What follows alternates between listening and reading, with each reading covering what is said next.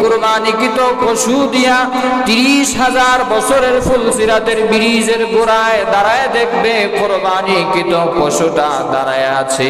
এই জন্য আমার নবীজি বলেছেন কুরবানিকৃত পশুটা মোটা তাজা যেন হয়, সবল যেন হয়।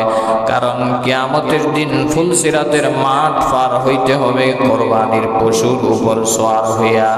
আমার নবীজি বলেন যেই ব্যক্তি আল্লাহকে খুশি করার জন্য, তাকওয়া হাসিল করার জন্য কুরবানি দিবে, ওই কুরবানিকৃত পশুটা ফুলসিরাতের গোড়ায় দাঁড়ায় থাকবে আর সওয়ার হওয়ার সাথে সাথে বিজলির ন্যায় তাকে জান্নাতে পৌঁছায় দিবে। সুবহানাল্লাহ।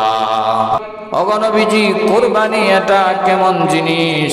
আমার নবীজি উত্তর দিলেন, ক্বালা সুন্নাতু আবিকুম ইব্রাহিম, এটা তোমাদের পিতা ইব্রাহিম খলিলুল্লাহ আলাইহিস সালামের সুন্নাহ।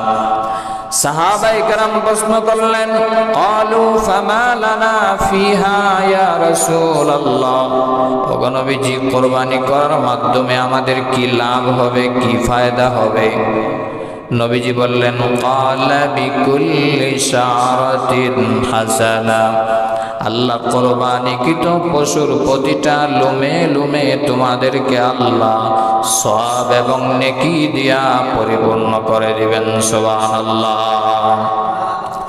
সাহাবায়ে কেরাম আরো প্রশ্ন করলেন, ক্বালু ফাসসুফু ইয়া রাসূলুল্লাহ, ওগো নবীজি তাহলে কি মেষ বা দুম্বার বেলায় কি প্রতি পশমে পশমে সওয়াব দিবেন?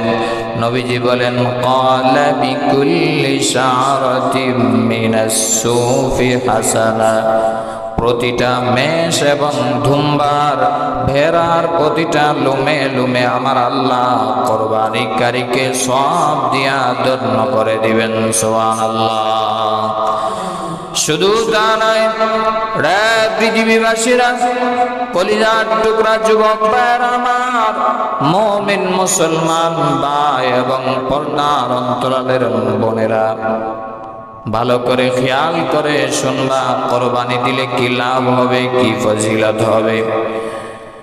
আল্লাহর হাবিব বিশ্ব নবী রাহমাতুল লিল আলামিন বলেন, কিয়ামতের কঠিন ময়দানে কুরবানিকৃত পশু আপনার সামনে দাঁড়ায় যাবে, লিকুরুনিহা ওয়া শাআরিহা ওয়া আজফারিহা, যে পশুটা আপনি কুরবানি করলেন, জবাই করলেন আল্লাহর রাস্তায়, সেই পশুটা আমার আল্লাহ কিয়ামতের দিন হাসরের ময়দানে তার লুম সহ, তার কুর সহ, তার শিং সহ সরাসরি কিয়ামতের দিন তার সামনে দাঁড় করায় দিবেন।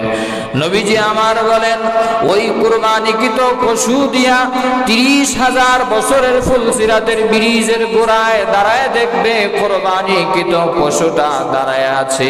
এই জন্য আমার নবীজি বলেছেন কুরবানিকৃত পশুটা মোটা তাজা যেন হয়, সবল যেন হয়।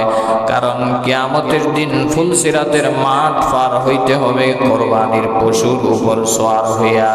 আমার নবীজি বলেন, যেই ব্যক্তি আল্লাহকে খুশি করার জন্য, তাকওয়া হাসিল করার জন্য কুরবানি দিবে, ওই কুরবানিকৃত পশুটা ফুলসিরাতের গোড়ায় দাঁড়ায় থাকবে আর সওয়ার হওয়ার সাথে সাথে বিজলির ন্যায় তাকে জান্নাতে পৌঁছায় দিবে। সুবহানাল্লাহ।